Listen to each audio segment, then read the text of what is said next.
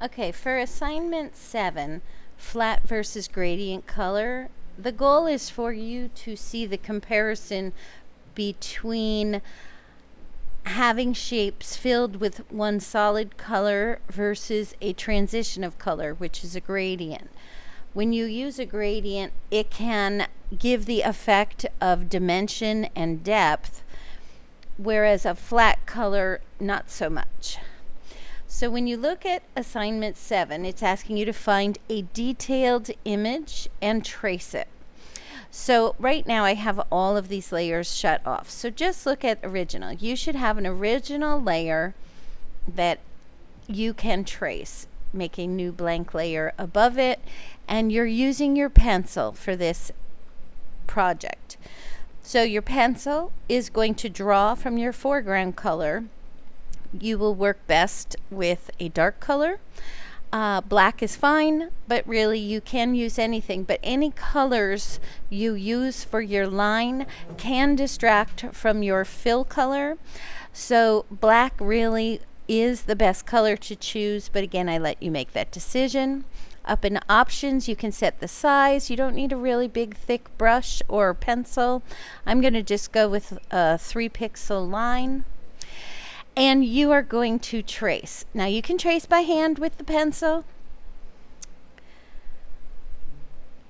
You could try using, there we go, we have one pencil line. And now if I turn off this original, we see it. If you prefer more precise shapes, so I happen to like getting my lines really precise, so I chose my ellipse tool. So I lined up, oops. Undo, grab that ellipse tool, I line myself up, click and drag. Now the only thing with this exact circle that I've created is that it is not rasterized, so I right click, rasterize. Now it's as though I drew it, although it's so perfect we know I didn't. So here's the difference between the two lines. One, it's very hard, precise. The other, it's hand-drawn, which adds character in all truthfulness. So either approach is fine. But your goal will be to trace. So I'm going to delete this layer I just started and show you my lines. Now, I started by using my paintbrush. Let's turn the background image off. The paintbrush gives me some very light lines. And when I go to fill with color, there's a feathered edge on my paintbrush. So I decided I did not like it that way, redid it in pencil, and that is how I'm asking all of you to work with the pencil. It's a firmer line, less chance of paint leaking out. So I would avoid your paintbrush and stick to your pencil. Okay, so we have now a tracing of this picture. Your goal is to trace and simply have line art when you're done.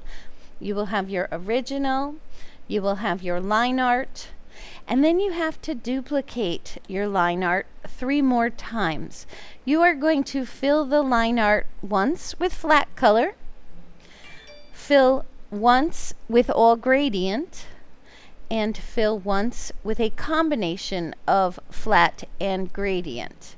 The hope is that you will start to see how the use of gradients in some places really adds that depth and dimension. It takes you from a flat shape to a form, gives you a little volume. Okay, when you are finished with this assignment, you should have your original image layer. You should have your pencil line layers, a flat, a gradient, a flat, and a gradient. That's 5 layers. And I'm turning the original off for the moment. I would like you to keep your original turned off once you start applying color. And just create a background layer filled with color, whatever color works best for what you are illustrating.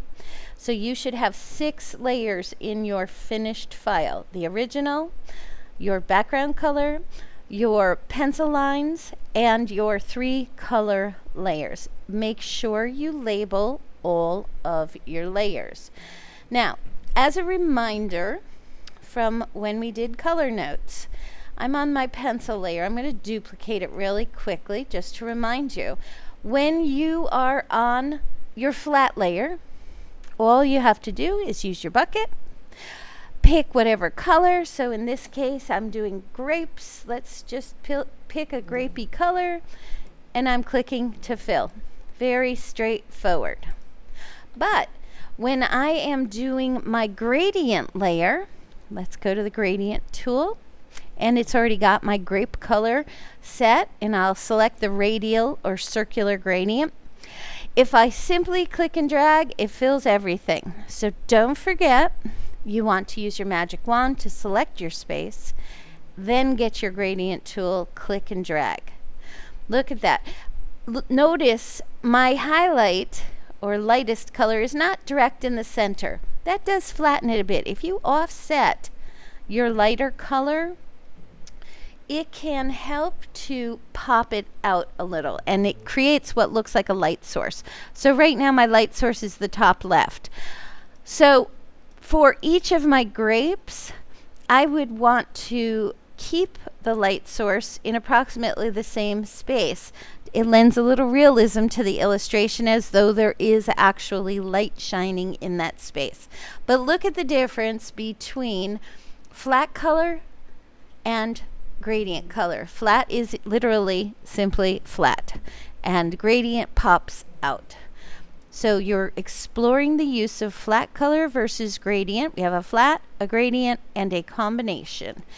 And on this particular, I did lay them out next to each other. You do not need to do that, but we have flat, we have gradient, and we have a combination. So everything here is flat, the everything here is gradient, and then in the final one I kept my grapes gradient, and the leaves are flat. Actually, I think the stick is a gradient still as well.